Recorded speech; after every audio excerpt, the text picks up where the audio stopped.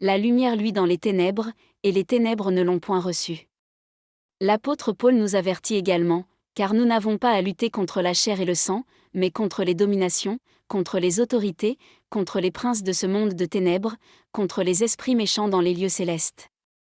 Dans ce combat spirituel, une arme divine, souvent méconnue, nous est offerte, le discernement des esprits. Avez-vous déjà pénétré dans une pièce où une chape de plomb semblait peser sur votre cœur, une inquiétude soudaine vous envahissant alors que tout paraissait calme en surface ? Ce n'était peut-être pas votre imagination, mais un don spirituel que Dieu a déposé en vous. Aujourd'hui, nous allons explorer en profondeur l'un des dons du Saint-Esprit les plus puissants et pourtant les plus négligés, la clairvoyance spirituelle.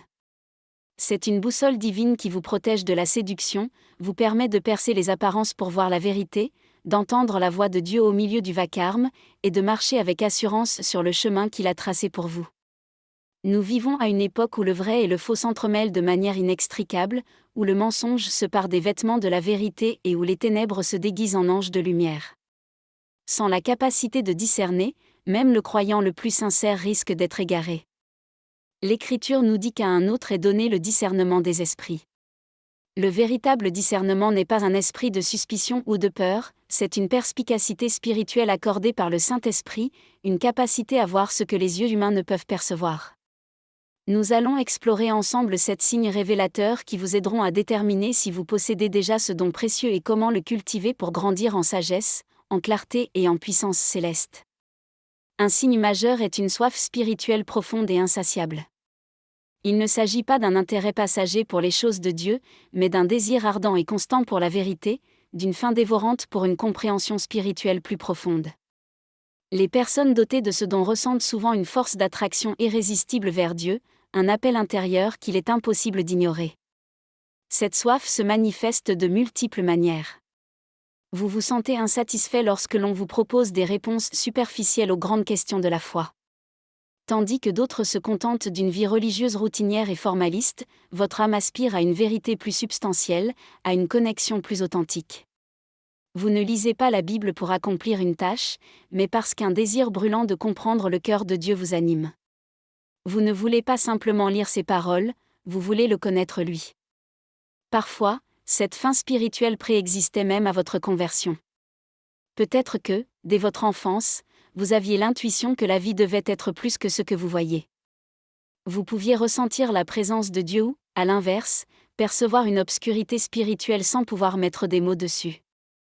Après votre rencontre avec le Christ, cette soif s'est intensifiée, comme si votre esprit savait depuis toujours que Dieu vous appelait. L'Écriture déclare que Dieu est le rémunérateur de ceux qui le cherchent. C'est l'illustration parfaite de ce désir persistant et profond, non pas de chercher des bénédictions, mais de chercher celui qui bénit.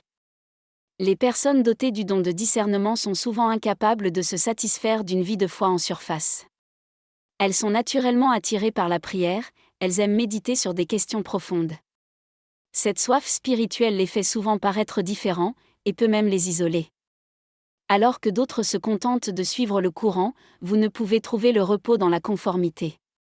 Vous vous demandez peut-être, pourquoi ne puis-je pas simplement me détendre comme les autres ? Mais rappelez-vous ceci, cette insatisfaction n'est pas un défaut, c'est un symptôme divin.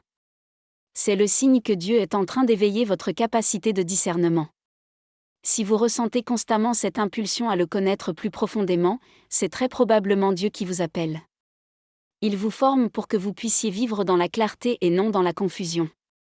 Un autre signe est un amour profond pour la présence de Dieu. Cela va bien au-delà du simple plaisir de chanter des cantiques ou d'apprécier l'ambiance d'une réunion. C'est une aspiration de l'âme, un besoin vital de demeurer dans l'intimité du Très-Haut. Pour celui qui possède le don de discernement, la présence de Dieu n'est pas une option, elle est la source même de son repos, de sa clarté et de sa force. C'est dans sa présence que vous vous sentez le plus vivant, le plus lucide, le plus orienté. Que ce soit dans la prière, l'adoration ou le silence, votre esprit y trouve sa véritable demeure. Vous n'avez même pas besoin de musique ou de grands discours, le simple fait d'être seul avec lui vous comble. Sa présence apaise vos pensées, allège vos fardeaux et vous permet de distinguer ce qui est vrai. Lorsque vous ne ressentez pas sa présence, une sensation de perte profonde vous envahit, non par peur, mais par amour. Le cri du cœur de Moïse résonne encore aujourd'hui: si tu ne marches pas toi-même avec nous, ne nous fais point partir d'ici. Il ne demandait pas la puissance, mais Dieu lui-même. C'est là le cri du cœur de ceux qui possèdent le don de discernement. Cette soif de sa présence vous distingue également. Quand d'autres se satisfont des formes religieuses, vous recherchez la rencontre. Vous pouvez même, durant un temps de louange ou de prière, sentir les changements d'atmosphère spirituelle. Vous savez quand le Saint-Esprit est à l'œuvre, et vous savez aussi quand il est attristé. Cette sensibilité est une manifestation directe de votre discernement. Il se peut aussi que vous soyez naturellement enclin à protéger une atmosphère de sainteté. Vous êtes particulièrement sensible à certaines conversations, à certaines plaisanteries ou à certains compromis. Ce n'est pas que vous soyez susceptible, c'est que vous ressentez une déperdition spirituelle. Lorsque le psalmiste écrit « Je demande à l'Éternel une chose, que je désire ardemment, je voudrais habiter toute ma vie dans la maison de l'Éternel, pour contempler sa magnificence », si ce verset est le reflet fidèle de votre cœur, alors vous marchez probablement déjà dans le don de discernement. Une sensibilité aiguë aux atmosphères spirituelles est aussi une manifestation intense du don de discernement. Vous ne percevez pas le monde uniquement à travers vos 5 sens, vous captez des réalités que les autres ne remarquent pas. En entrant dans un lieu, votre esprit peut immédiatement détecter s'il y a un problème, ou au contraire, si la paix de Dieu y règne. Vous n'êtes pas toujours capable de l'expliquer avec des mots, mais votre esprit connaît la couleur spirituelle d'un environnement. Cette sensibilité n'est ni de l'imagination, ni de l'émotivité, c'est une perception spirituelle réelle. Vous pourriez vous sentir oppressé dans un lieu où règne le péché caché ou les conflits, même si tout semble calme en apparence. À l'inverse, en entrant dans un endroit rempli de la présence de Dieu, vous ressentirez une paix, une clarté et une légèreté inexplicables. Laissez-moi vous donner un exemple. Une sœur en Christ a partagé qu'un homme est venu à son église pour demander de l'aide. L'église, pleine de compassion, l'a accueilli, lui a donné des vêtements et un hébergement. Cependant, cette sœur sentait au plus profond de son esprit que quelque chose n'allait pas. Son mari l'a rassurée, lui disant qu'elle s'inquiétait trop. Plus tard, cet homme est monté sur l'estrade pour témoigner et demander un soutien financier. De nouveau, l'esprit de la sœur a été alerté, un avertissement silencieux, mais une fois de plus, elle l'a ignoré. Peu de temps après, l'homme a disparu. On a découvert qu'il avait volé de l'argent et qu'il était recherché par la police. Son sentiment était juste. Ce n'était pas du jugement, c'était du discernement. Voilà le but du discernement spirituel, il nous permet d'identifier la source derrière les apparences. L'Écriture nous exhorte, bien-aimés, n'ajoutez pas foi à tout esprit, mais éprouvez les esprits, pour savoir s'ils sont de Dieu. C'est ce que Dieu nous appelle à faire, voir au-delà des surfaces et répondre avec sagesse. Si vous avez déjà senti l'atmosphère d'une pièce changer, si vous avez déjà entendu dans votre esprit un doux avertissement, ne l'ignorez pas. Il existe une forme de solitude qui ne vient pas du rejet, mais de la consécration. Si vous vous êtes déjà senti spirituellement en décalage, comme si vous voyez des choses que les autres ne voient pas, ce n'est peut-être pas un problème, mais un signe divin. Les personnes dotées du don de discernement se sentent souvent à contre-courant spirituellement, non pas parce qu'elles ont fait quelque chose de mal, mais parce que leur esprit est accordé à une fréquence plus profonde. Vous pouvez être au milieu d'un groupe de croyants et pourtant ressentir une tension spirituelle. Vous pouvez entendre un prédicateur et sentir un malaise dans votre esprit, alors que tout le monde applaudit. Ce n'est pas de l'orgueil, c'est de l'acuité spirituelle. Dans les Écritures, nous voyons que ceux qui possédaient ce don ont souvent marché sur un chemin solitaire. Pensez à Daniel à Babylone. Il vivait au sein d'une culture imprégnée de compromis et d'idolâtrie, mais il est resté pur. Pourquoi ? Parce qu'il pouvait discerner l'atmosphère spirituelle et refusait de se laisser contaminer. Il savait qu'il était différent, et il a embrassé cette différence. Pensez aussi à Moïse. Bien qu'il ait grandi dans le palais de Pharaon, il savait au fond de son cœur que l'Égypte n'était pas sa maison. L'Écriture nous raconte, c'est par la foi que Moïse, devenu grand, refusa d'être appelé fils de la fille de Pharaon, aimant mieux être maltraité avec le peuple de Dieu que d'avoir pour un temps la jouissance du péché, regardant l'opprobre de Christ comme une richesse plus grande que les trésors de l'Égypte. Au milieu du pouvoir, Moïse a su discerner sa véritable identité et choisir la consécration. Ce n'était pas seulement du courage, c'était un discernement spirituel profond.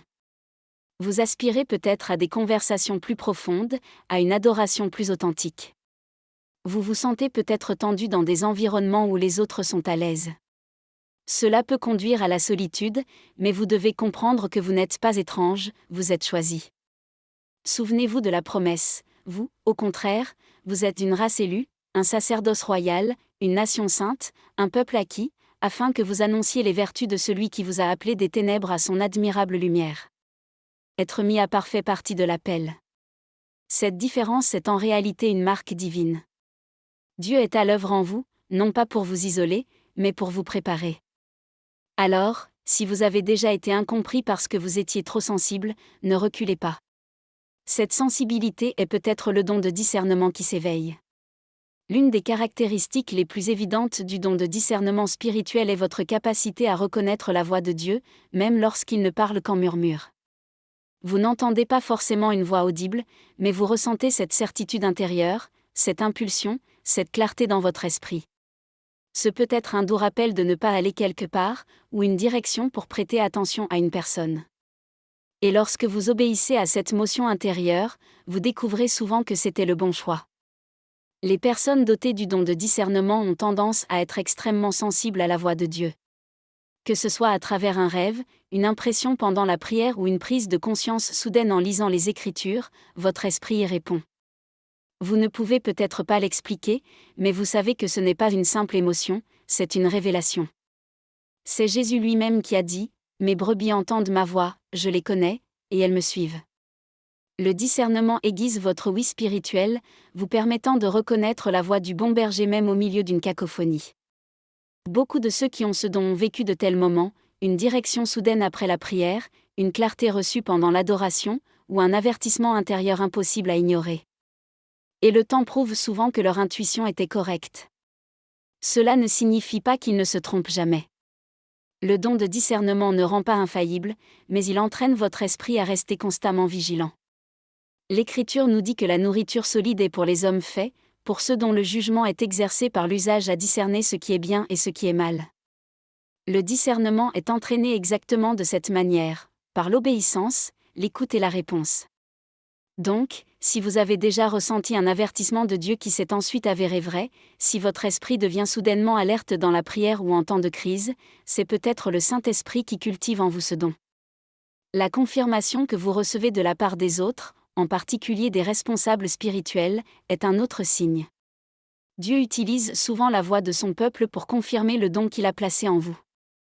Peut-être avez-vous déjà entendu des gens vous dire « Tu sembles savoir instinctivement la vérité sur les choses » ou « Tu vois des choses que les autres ignorent ». Ces paroles, qui peuvent sembler anodines, sont souvent des confirmations divines. Quand Dieu dépose un don spirituel dans votre vie, surtout un don aussi intérieur que le discernement, il utilise fréquemment le corps de Christ pour le valider. Vous ne comprenez peut-être pas encore toute la profondeur de votre don, mais les personnes de confiance autour de vous l'ont peut-être déjà remarqué. Quelqu'un a peut-être noté votre acuité spirituelle et vous demande souvent de prier pour une situation ou sollicite votre opinion. Parfois, vous pouvez même recevoir une confirmation prophétique. Un pasteur ou un mentor vous dit « Tu as des yeux spirituels, Dieu est en train d'aiguiser ta capacité à discerner sa voix ». L'apôtre Paul lui-même encourageait cette confirmation, écrivant à son jeune disciple « Ne néglige pas le don qui est en toi, et qui t'a été donné par prophétie avec l'imposition des mains ». Remarquez que le don a été confirmé de deux manières, par la parole prophétique et par la validation des responsables. Ce principe reste valable. Parfois, cette confirmation n'est pas spectaculaire, mais continue. Des gens vous disent sans cesse la même chose, vous ressentez toujours les choses avant les autres, vous percevez une tension spirituelle là où les autres sont en paix. N'ignorez donc pas la voix des autres, surtout lorsqu'elle s'aligne avec les convictions de votre propre esprit. Laissez leurs encouragements devenir une encre pour votre foi.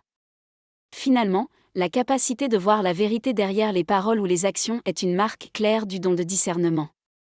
Ce n'est pas une simple intuition, mais une capacité guidée par le Saint-Esprit à discerner la nature, la source ou la motivation réelle derrière des comportements.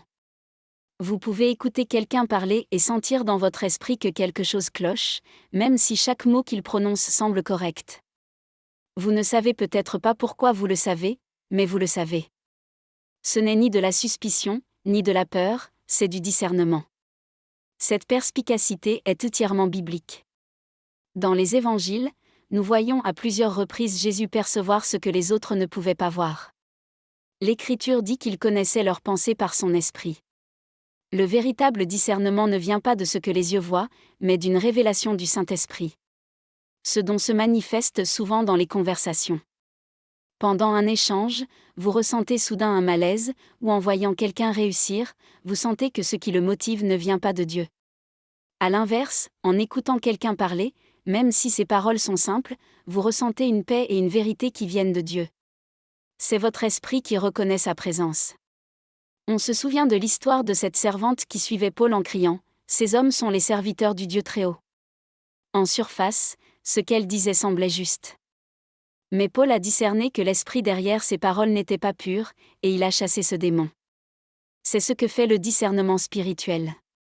Il protège la mission, il empêche la tromperie de se déguiser en langage spirituel. Si vous avez ce don, vous percevez souvent le danger avant les autres.